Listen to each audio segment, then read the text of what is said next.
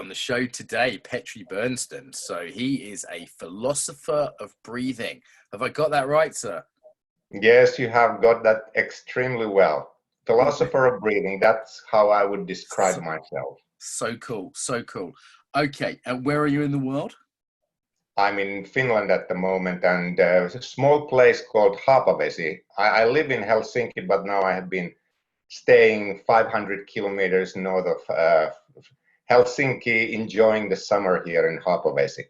Well, I like Finland very much. I taught there once by a frozen lake in the middle of winter, and it was wonderful. I have a Finnish student who I'm very fond of, and she's remarkably weird in a very lovely way, and she tells me that's typical. So I'm looking forward to this, Petri.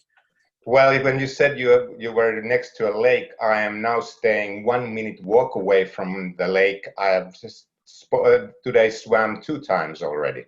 Jumping in the lake. Okay, good.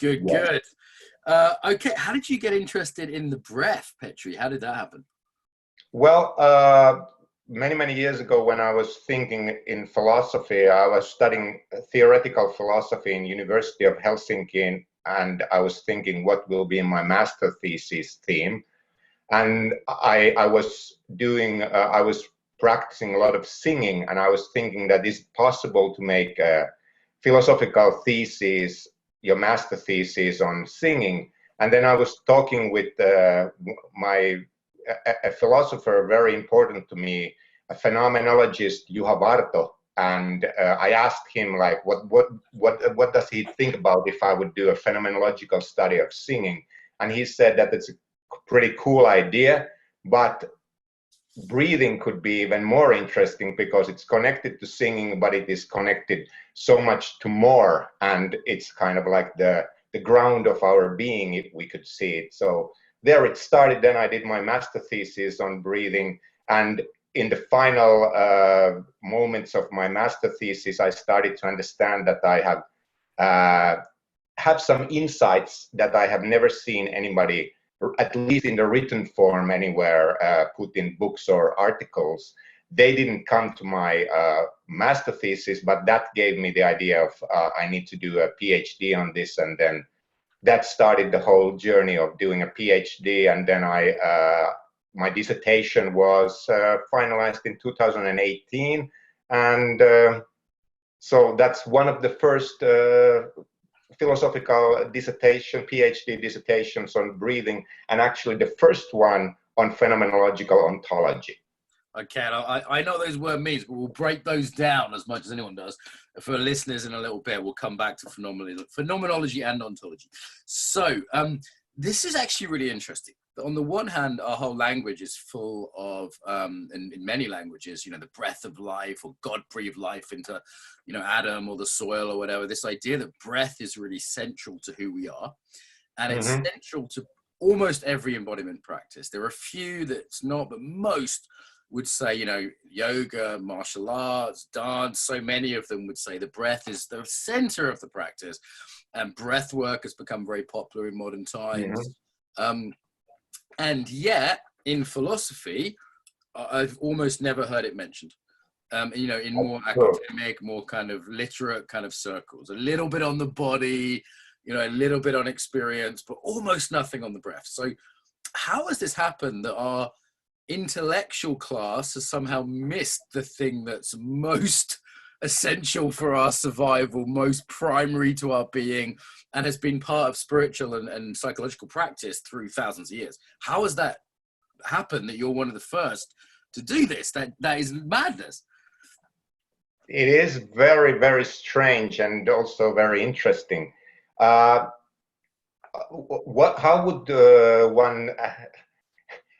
would one kind of come in terms with this very weird situation? I would say that there are quite few reasons for this. First of all, already in ancient philosophy, in ancient Greece, the words that meant breath, especially psyche, which means originally breath, and then only in the secondary sense, in the etymological sense, it means breath, and then it started to mean soul or mind or spirit or this kind of stuff. And this happened already in Plato's works. He interpreted the psyche in the first sense in the rational manner and something connected to our thinking and to the theory of the ideas and stuff like this. Because before Plato, some of the Greek pre-Socratic philosophers, they were thinking of the breath. For example, Anaximenes, who saw that the breath, he connected breath with the soul and with air. So there is these kind of roots, but it got completely forgotten through so many different reasons. And one of the reasons, I have not myself studied so deeply this question of what's the history of this forgetting of breathing in Western philosophy. But Plato, how after Plato and through Plato, the psyche, which originally meant breath, was forgotten, and it got this kind of rational meaning, and meaning which meant thinking. And then I would say also in the Cartesian philosophy, Descartes, when he split human being in half to the body as a substance and a soul as another substance, and then breath was understood to be part of the body, which would mean then that it is some kind of, which then through the sciences and through this kind of mechanistic worldview, it was started to understand that breath is some kind of a materialistic, mechanistic process of only like a physiological survival, which doesn't have any kind of connection to human thinking or human experience or philosophical life or wisdom and so on. So how this question that you made to me is actually so deep. And it's big, isn't it? And if I may interrupt a little bit here, it strikes me that it was very inconvenient for someone like Descartes. I think always gets slightly a bad name in embodiment circles, somewhat unfairly, I would say, but it's very inconvenient if we say, breath is the joining point of body and mind, it's the interface of body and mind, it's how one impacts one from the other. Now that's a little bit inconvenient to someone who's splitting those two worlds apart, that there's this thing that's very obviously a bridge in the, if you're stressed, your breath changes and you can change your breath, be less stressed, right? Let's just use that as an example. Is that body, is it mind? Well, it's both, clearly. So I can see where that might have been a bit taken out of the picture as sort of not really one or the other. And Descartes has in his metaphysical papers on first philosophy, his book, where he has this very important description where he says that how he can withdraw himself into the thinking self or the thinking thing to his consciousness or to his soul is that he withdraws from all senses. And he says that he closes his eyes and he puts something in his ears that he doesn't, and then he withdraws after that from all the other senses. And in our book, also in 2018 came out the first ontology on philosophy of breathing, which I edited with the Slovenian philosopher Leonard Skov, who is another philosopher of breathing. So in our introduction to this book, we were taking this Descartes' description, and then we were saying and writing that Descartes, when he says that he withdraws from all senses, and that's how he becomes familiar with his inner self, which is the soul, which is somehow immaterial and withdrawn from the physical world, that this is some kind of like the culmination point of like how Western philosophy truly start to think that the body is not something that is a source of wisdom.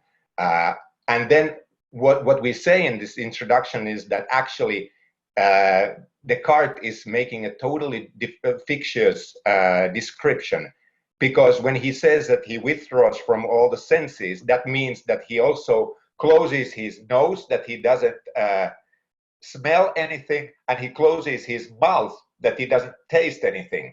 And then through this kind of process, he says that he'll find some kind of real inner self or some kind of immaterial soul.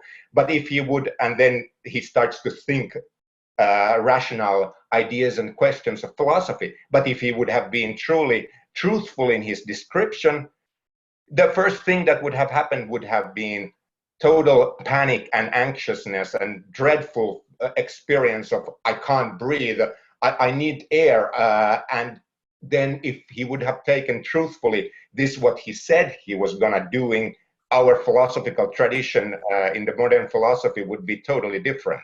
Right. Yeah, and it does seem to me that Western philosophy is often very weak on praxis. It's often very weak on having a yoga, right? In terms of some sort of practical sense of how, what do you do about it? How does it work? What's the system of transformation, which is where the Eastern sort of things seem to come in strongly. That's true. So you mentioned phenomenology, so kind of philosophy of experience, primacy of experience, and ontology, which, if I remember rightly, philosophy of being, right? Yes. Okay, so these are sort of two orientating positions or schools for you in this work? Yes, like in my PhD, which I call the title of the PhD is Phenomenological Ontology of Breathing. So I'm doing phenomenological ontology.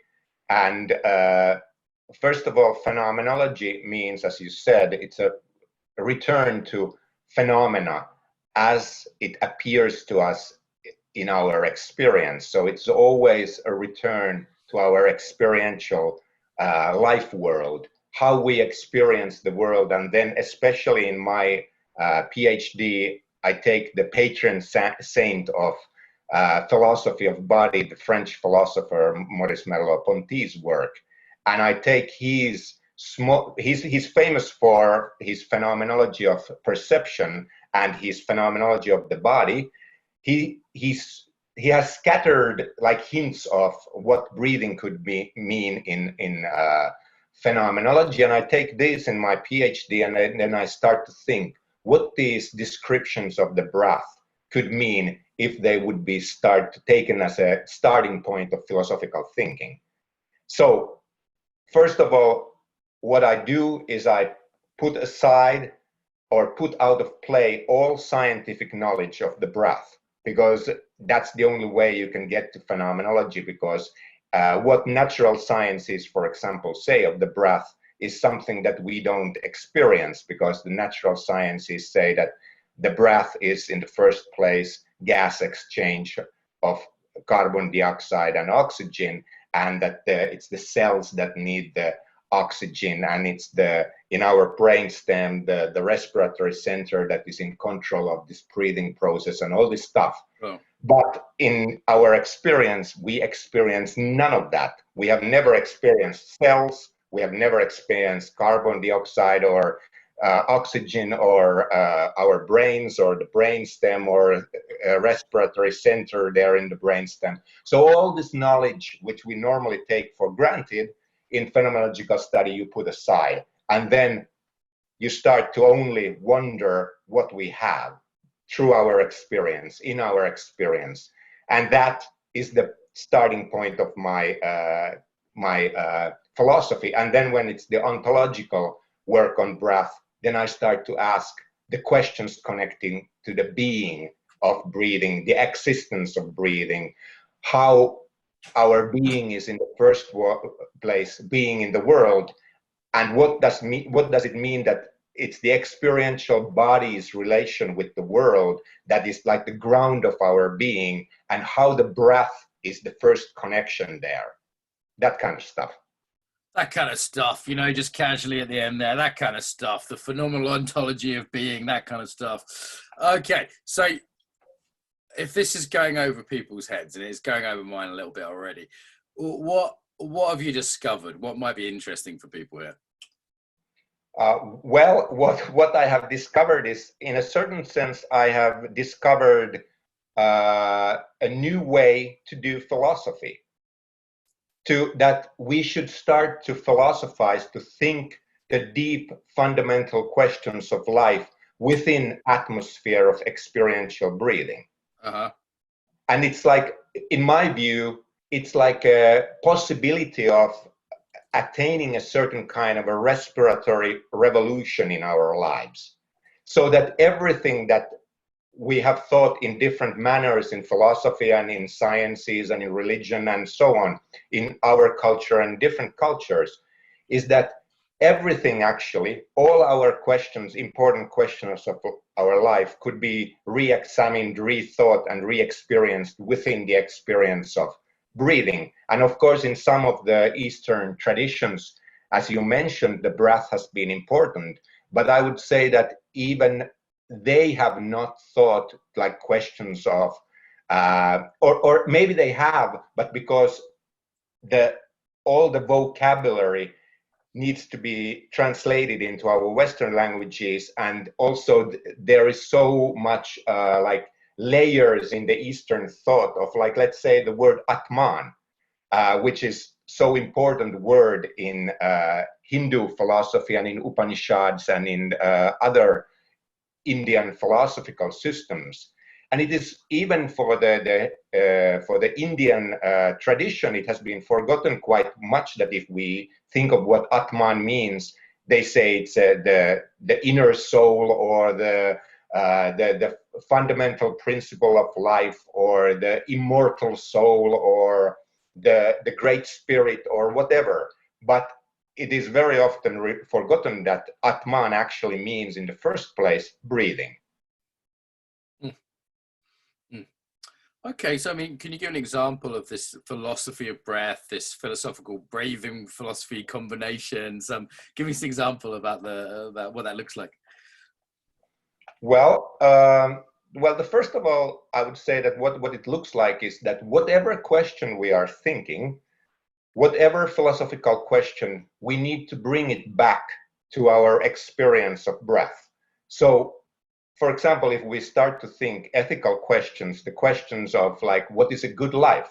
Yeah. Then this, we bring it to the question, if the breath is the certain kind of root or the source of our being and our way of being in the world and our relation to the atmosphere of air.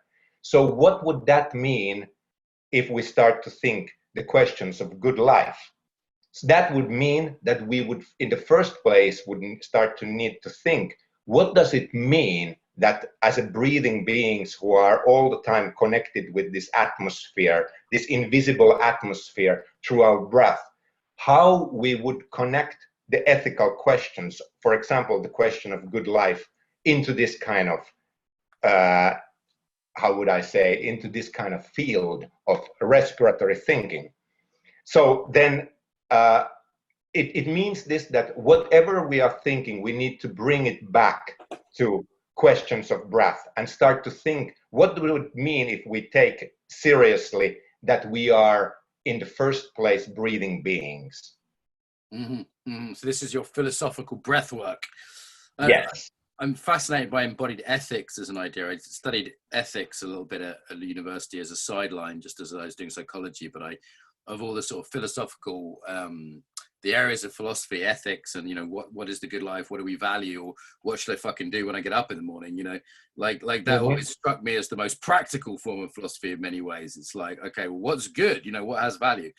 And it's very interesting. I was doing a lot of martial arts at the time, and it was never, you know, it felt like I was doing this physical thing, and then, you know, seriously connect with ethics, and noticing in my body that I'd have ethical responses to things. You know, some things would take my breath away, some things would, you know, tighten my breath, some things would smoothen my breath when I did good things in a certain way.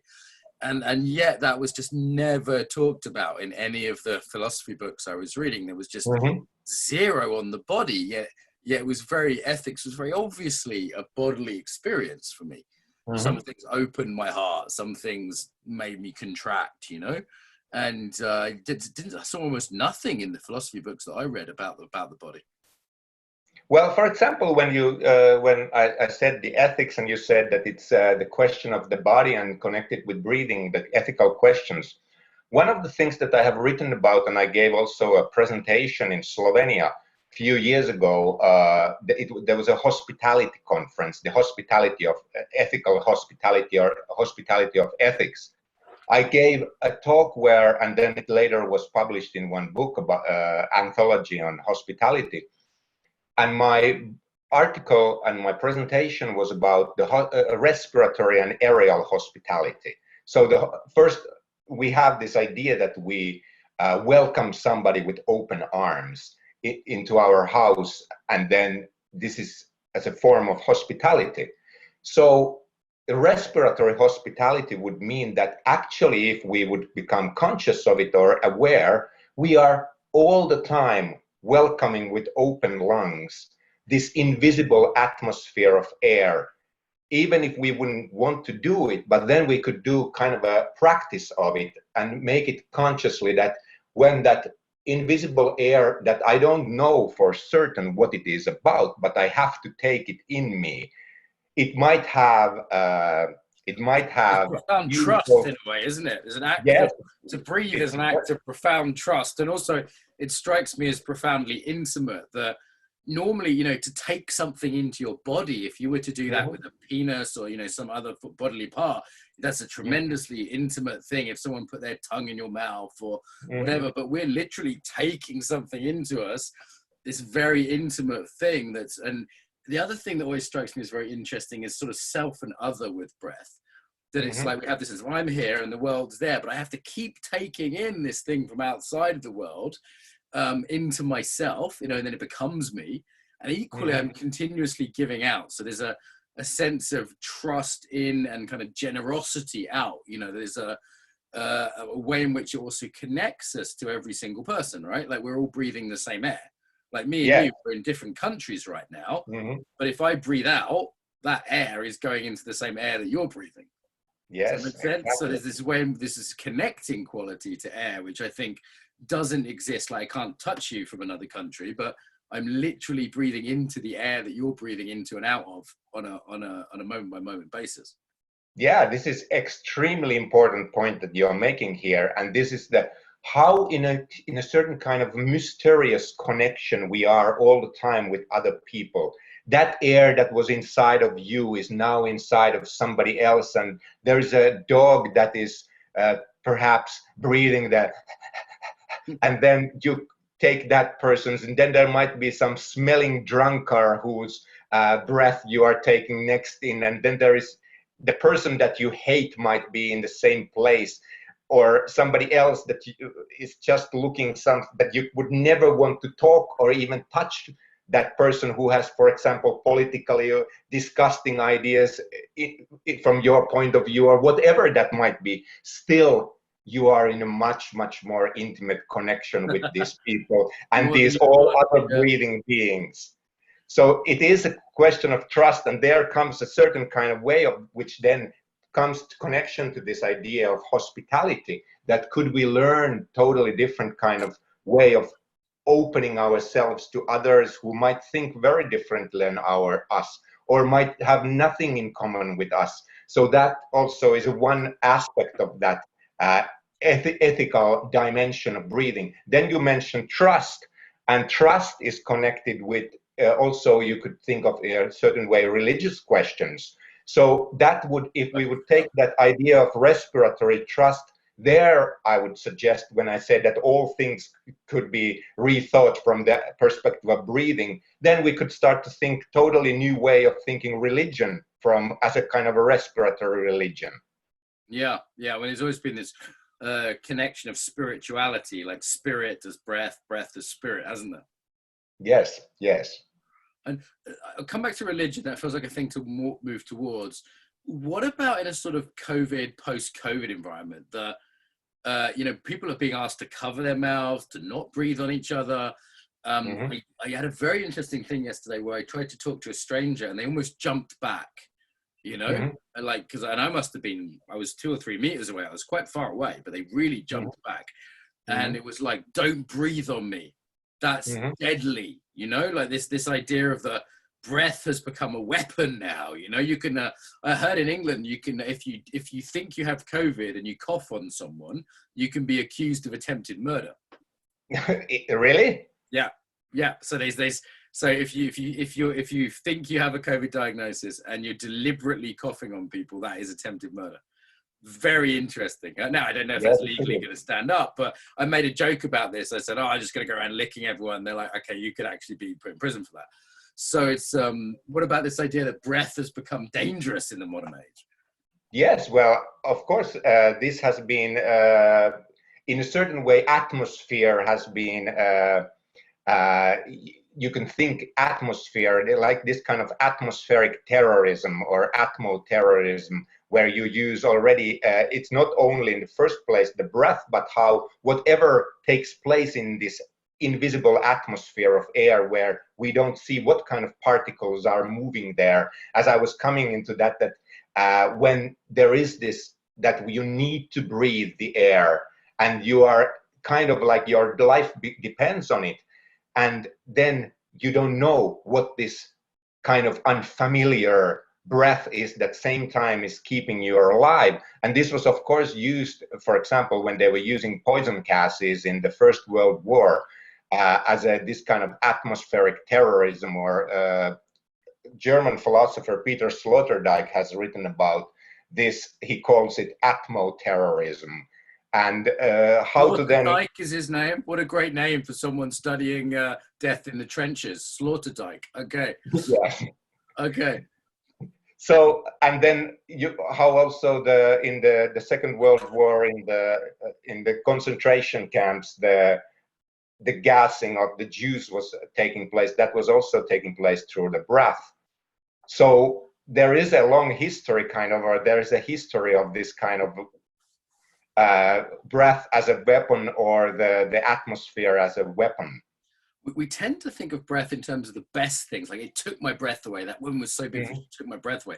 But equally, the idea of strangling someone, gassing someone, I mean, these are some of the most repulsive things as well. So it seems to exist on us, if we talk aesthetics now rather than ethics as well, it seems to exist on an aesthetic spectrum, from the most horrific, ugly things human beings can do, you know, on the moral end as well as the aesthetic end, but also to we talk about it in regard to the most beautiful things, you know, like you wouldn't share breath with someone deliberately unless you really liked them, you know, like breathe in and out of each other's eyes, like CPR, bit gross, you know, old person falls down in the street of a heart attack. Do you really want to do mouth to mouth? I mean, you will, I hope, out of duty, but you're not going to enjoy it, right?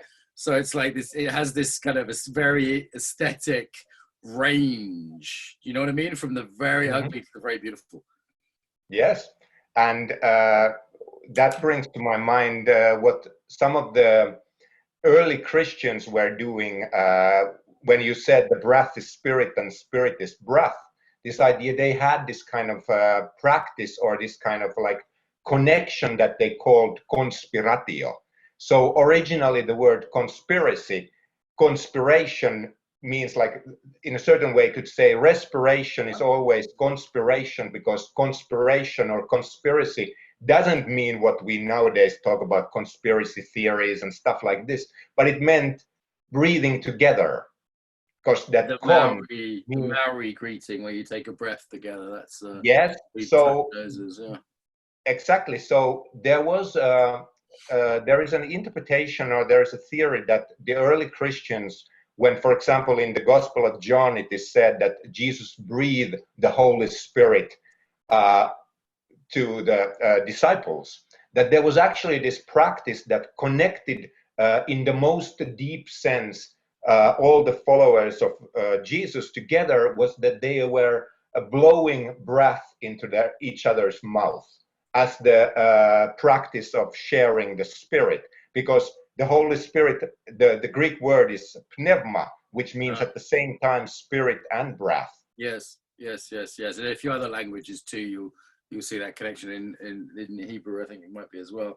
And that's very interesting. So there's almost a lineage transmission, isn't there? It's like you're being breathed on by someone who was breathed on by Jesus or something, you know? Exactly. This kind of piece, there's a transmission piece there, yeah. So, but then when the Black Death came, then people that went out of fashion. The greatest idea. That went out of fashion. Those guys died off pretty quick. So actually, I mean, joking aside, and we forget that. The Christianity forget that, the whole thing. We can't go rid of that one. I worry about a world where we're scared of breath.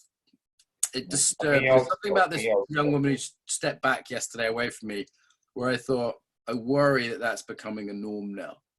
That it's, you know, in the same way as like, I I wouldn't call what happened in the trenches terrorism. I just call that war, breath war. But I mean, now it's almost like, okay, is this without going to conspiracy theory kind of, conspiracy, we'll bring that in again.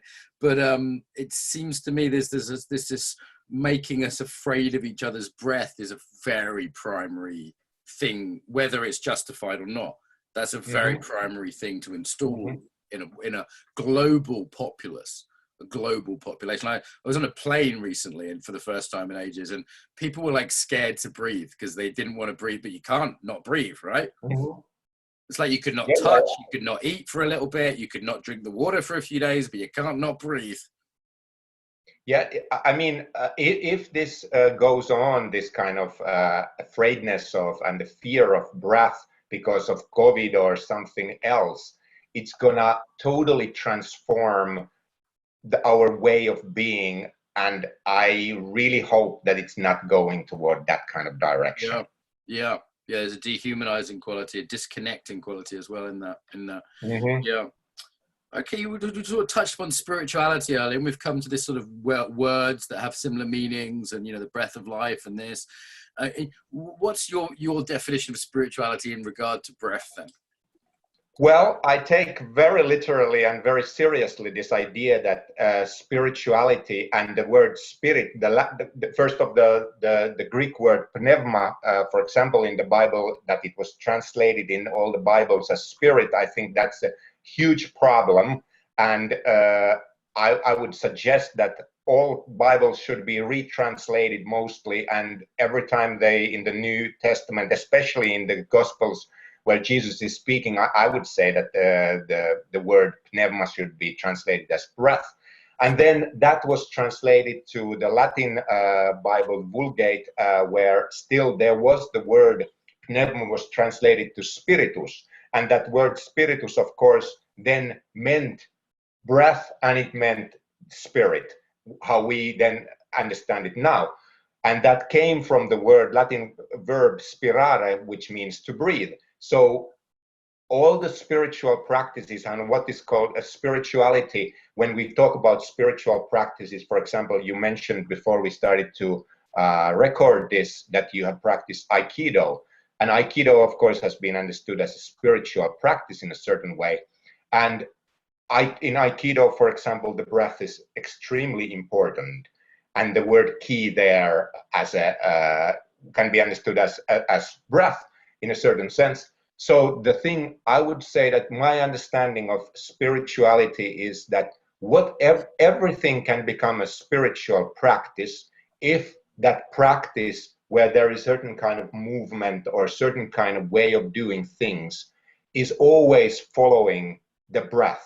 Because normally what we do, our breath is following, for example, in athletics, the runner or the running makes it, and then the breath becomes panting and becomes faster and so on. So in a spiritual practice, whatever you are doing, it is the breath that you are listening all the time, and all the movements are following and in accordance with the breath. And that would then make a certain practice or exercise spiritual, in my view, if the word spiritual practice is really taken seriously in its original meaning. Wonderful. I'm just sort of working my way through sort of, Holy Spirit and things like this, lots of translations and things. So, yeah, I mean, people often ask me what I would regard as an embodiment practice. And I say, well, is there body awareness and is there breath? Often they're the things that I point to just immediately. It's kind of as requirements. Okay. What do you think most people are missing about the breath in not thinking about it philosophically, not going as deeply into it as you have? I mean, what are some of the sort of things that you think people are missing that are, to you, maybe now obvious? Well, they are missing that breath is connected to everything we do.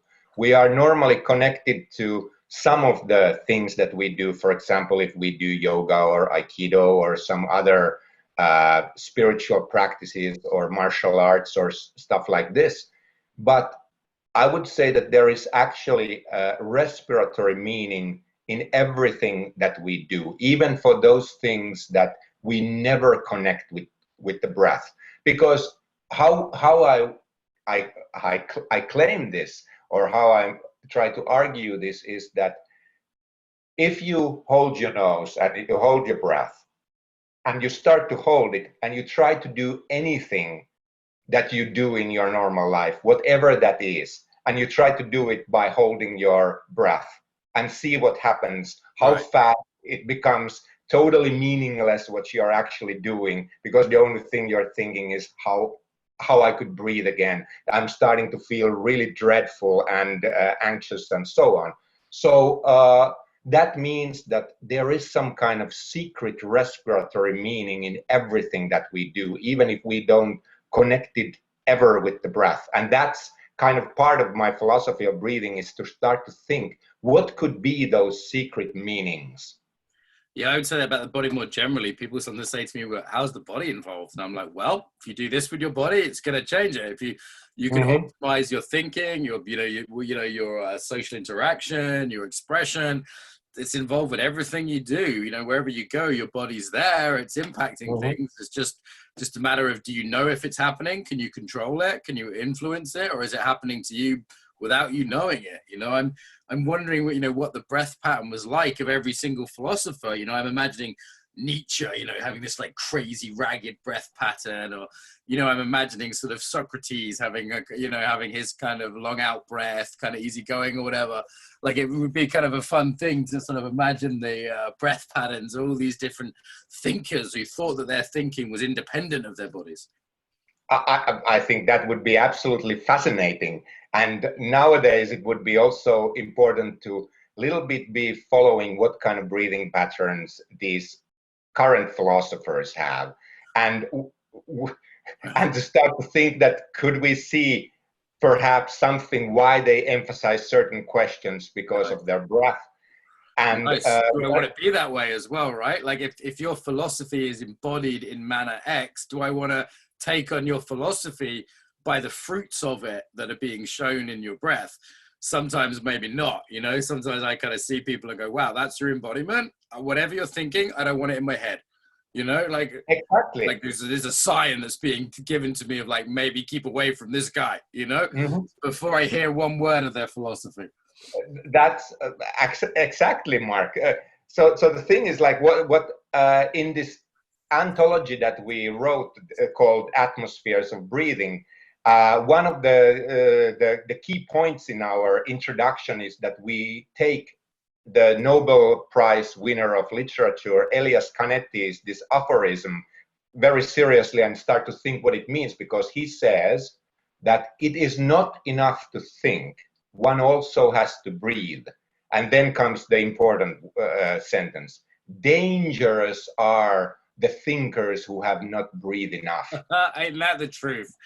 Ain't that the truth? Yeah, it's definitely a sign for me if people, and I'm not expecting people to be athletic, for example, but I want to see a vibrancy. I want to hear a kindness in their breath, not like Darth Vader breathing. That's, this kind of thing. It's like, as soon as you hear Darth Vader, he's a bad guy from the breath, right? It's like, come on, pay attention. This is obvious. Well, yeah, and then when you said this, like, for example, if everybody starts to walk in this kind of COVID masks all the time, will it start to make us a little bit like Darth Vader as all? That's a kind of a question which I think is worth of thinking. Worth thinking about, for sure. Worth thinking about it. I'm imagining this really blows the minds of philosophy students. If you were doing a lecture at a university and you're like, okay, how does Heidegger breathe? No one fucking knows, of course, because no one understands Heidegger. But it's like that must blow the minds of academics to be even given that question. You know what I mean? Like, that's just not a question that was ever proposed to me in the philosophy department at the university I was at. Well, this has been for many of my colleagues quite a very strange thing that what I'm doing, this philosophy of breathing. And jokingly, one of my colleagues asked me once when we were having a dinner, he asked, why are you doing this thing? Why you could also doing a philosophy of farting? Wow. So even if that's a joke, normally jokes tell something truth in them. So that you can't like make okay, both is kind of passing gas in a certain way, from the other from the mouth and some from the other from behind. But the thing is like that, okay, there is a huge difference between farting and breathing. It's a way of belittling the body. You know, I had a friend of mine who was actually an anthropologist at university, and he just said, look, my body just carries my head from one lecture to the next, you know.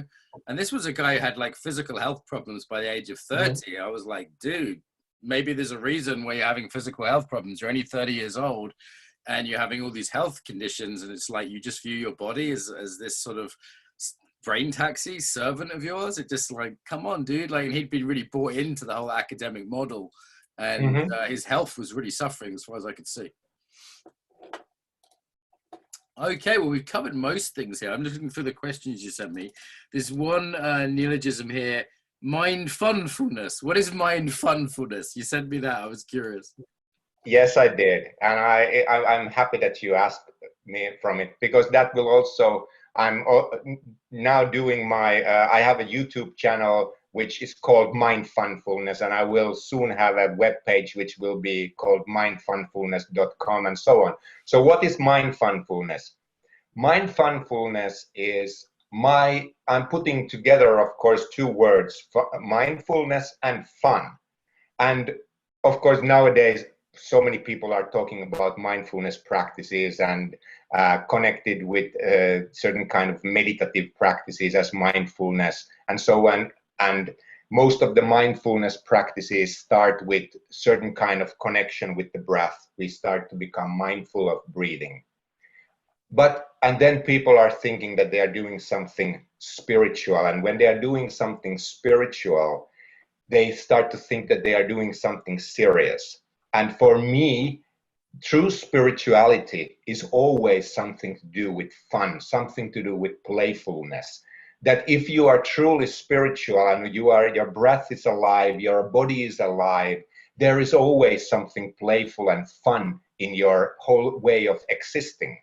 And so this is my kind of putting together these two words, fun and mindfulness, and starting to think that how you could, because I've been practicing mindfulness meditation for many years, but then I connected with laughing with it, for example, that you go into mindfulness breathing and you just let the breath, you follow the breath, and then suddenly you burst into laughter while you are still doing the meditation.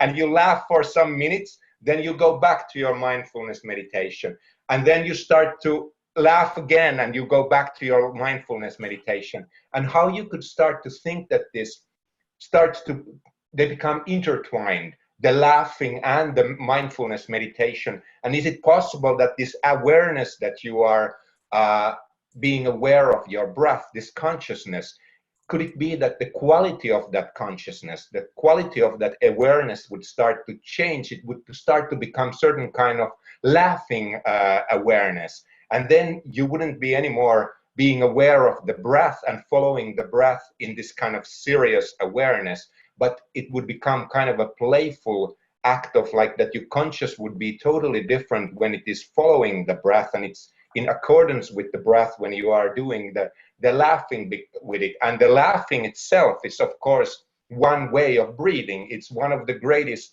breathing pattern. It's an interesting breathing pattern. Yeah. It's one of the greatest ways to practice your diaphragm is laughing. Okay, releasing the diaphragm. I always find the breathing patterns of eroticism and laughter, grief, these things all have quite specific breathing patterns that are not nothing. And also, like, if I can still continue a few things, it is important to remember, of course, the mindfulness practices of mindfulness of breathing comes from the Buddhist tradition. And in the Chinese and Japanese Zen tradition, there has always been these monks who have been laughing Buddhas. There are stories of these monks who come to the marketplace and the only thing they start to do is laugh. And they are laughing and laughing. People gather around them and everybody's laughing together. And this is kind of a spiritual practice. And then your mind will... And then I want to say another thing, because I'm so much fascinated by stand-up comedy.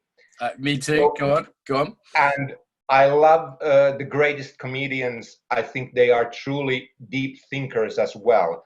And so the whole idea of deep thinking and insightful thinking needs always jokes. It needs always laughing. For example, if you take stand-up comedy of George Carlin or Bill Hicks or Doug Stanhope, all my Great heroes. favorites. I have some jokes about Finnish people. So there's Tell two me. Finnish guys standing in a bar. They've been there for an hour in complete silence. One says to the other after an hour, eventually they've had 3 beers. He looks at him and says, "How are you doing?" And his friend turns back to him and said, "Do we come here to drink or to talk?" Yes, this. All the Finns tell this to all the foreigners. I have heard this like maybe 1,000,000 times. I'm sorry, but it's cliches. But there is a glint and twinkle in the eye of Finns. It's a little bit different than Scandinavians that you often get confused with. There's definitely something, as a sparkle, a cheekiness, a humor underneath the quiet weirdness. And I never quite understood it. There's something alien about Finnish people. Like I suspect you're from another planet, actually, because you're not the same as the Swedes, or I mean, the Russians have their things going on the other side, but the Finns, you're quite particular, aren't you? We are. Yes. Now you took the genie out of the bottle. We are actually aliens. We were. I knew it. That language as well. Beautiful language, but where the fuck did that come from? What a language. Did you know that J.R. Tolkien was absolutely fascinated by the Finnish language? And for example, some of the Elven languages were inspired. Tolkien was hugely inspired by the Finnish language. And for even Elvish, I'm totally sure about that, for sure. That does not surprise me in any way. It and is also, an unusual language. The magician Gandalf was very much inspired by Finnish mythology of Kalevala and their greatest hero Väinämöinen. Okay, and there is a magic quality to the Finnish. I don't quite understand what it is. There's a little bit of smile, fun, cheekiness, and a little bit of magic, and a lot of darkness too. Apparently, you have the most death metal bands per 1,000 people of the population. That's true. There's the darkness, and there's a few things going on. I don't pretend to understand it, but I do like it. Okay, so Kitos, let me say thank you, appreciative. Where do people find you online? Where do people go to check out your stuff here? Where's a good place to go?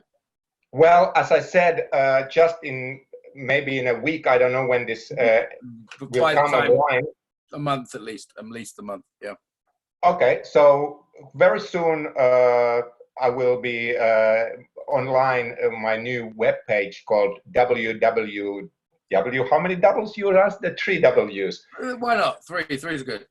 Yeah, mindfunfulness.com will be my website, and then if you can find my Instagram is mindfunfulness. I haven't been very active there, but maybe I should start. And then you should go to my YouTube channel. Mindfunfulness is the name of the YouTube channel, and then if you check in YouTube, for example, Petri Berndtson, my name, you will find, I think there is now 4 before this, like an hour-long interviews about philosophy of breathing. Okay, well, there's definitely a few ways to check you out. I just added you on Instagram there, so it looks like we're Instagram friends now. This has been really fun. I'm a bit wiped out. I will show also this. This is the book that I was talking about. What's it called? Atmospheres of Breathing. So this is the first, 2018, came from SUNY Press. It's the first anthology ever to be published on philosophy of breathing. And then if somebody wants to read my PhD, you can get it for free, the PDF version, if you type Google phenomenology of phenomenological ontology of breathing. It's the first thing that comes, and check it out. You are better at promoting yourself than most Finnish people, any Finnish person I've ever met, actually. Did you live in America or something? Like, how did you learn this skill? Well, actually, you are correct on this. When I was 10 years old, I lived for half a year. Then I have been living many places. I lived in Greece for 5 years. I lived in New Zealand. I lived in Holland, and so on. And then the thing is, like, I always thought that I'm not really Finnish. I happen to be born in a Finnish family, and I talk a lot with my hands, and I am loud and so on. So I always connected somehow that I'm a strange Italian who just happened to be An born in Italian in a Finland. Finnish person's body. Oh my God, I don't know what I am, but yeah, I like it. Okay, so I'll give you a shout if I'm in Helsinki. I do plan to visit on one day. I've never actually been to Helsinki. I've only been to the north of Finland, so I would like to visit one day. So if you're ever in London or Brighton, give me a shout. We'll give you an invite to the Embodiment conference if you want to share your stuff there, because I think it's very cool. I've enjoyed very much talking to a philosopher. It's not every day for me, and I did have a side interest in that back in the day, so it's nice to talk to a philosopher. Do you have a closing message about the breath for all our listeners? Okay, the closing message of the breath is what I already said, but I will tell my motto again. All things and phenomena of life need to be rethought, re-examined, and re-experienced within the experiential atmosphere of breathing, and then everything will change. It's going to be a certain kind of respiratory revolution. Boom, boom, boom. I like it. This has been a lot of fun. You've energized me. Thank you so much. This was so much fun. Stay in touch. It has been fun. Take care. Yeah. Bye-bye. Bye-bye.